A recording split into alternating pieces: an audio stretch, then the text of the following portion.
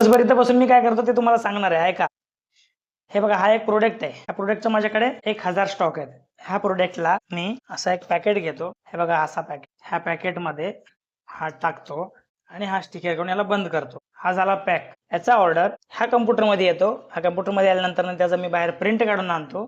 ज्या कोणाचं ऑर्डर आहे त्यांचा ॲड्रेस त्या प्रिंटवरती असतो. ते प्रिंट आणून मी याच्यावरती चिटकवतो आणि असं ठेवतो.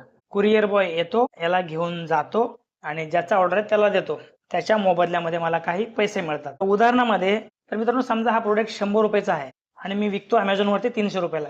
याचा अर्थ असा नाही की 200 रुपये मला प्रॉफिट झाले. मित्रांनो, 100 प्रोडक्टचे गेले आणि ज्या प्लॅटफॉर्मवरून मी विकतोय, अमेझॉनच्या जे प्लॅटफॉर्म आहे, ॲप्लिकेशनवरती जे विकतोय, त्या प्लॅटफॉर्मला यातला काही हिस्सा द्यावा लागतो आणि हा प्रोडक्ट पॅकिंग करण्यासाठी जे मटेरियल वापरलं जातं त्याचे काही चार्जेस असतात आणि जे कुरिअर म्हणजे तुमच्यापर्यंत जे पोहोचवतात त्यांना पण त्या यातला काही हिस्सा द्यावा लागतो. सगळ्या प्रॉफिट हे सगळं काढल्यानंतर ना 100 रुपयाच्या प्रोडक्टवरती मला मॅक्सिमम 25 ते 30 रुपये प्रॉफिट भेटतात. म्हणजे एक प्रोडक्ट विकल्यावरती मला फक्त प्रॉफिट किती होतो? 30 ते 40 रुपये. ह्याच्यापेक्षा जास्त प्रॉफिट कसं कमवायचं? तर अमेझॉनचे ऑर्डर हे अमेझॉनच्या पॅकेटमध्ये जातात आणि जर फ्लिपकार्टचे ऑर्डर आले तर हे फ्लिपकार्टच्या बॅगमध्ये पॅक होतात. हे बघा, त्याच्यामध्ये पॅक होतात आणि याच्यावरती लेबल येतो. लेबल पॅक होऊन हा डिस्पॅच होतो.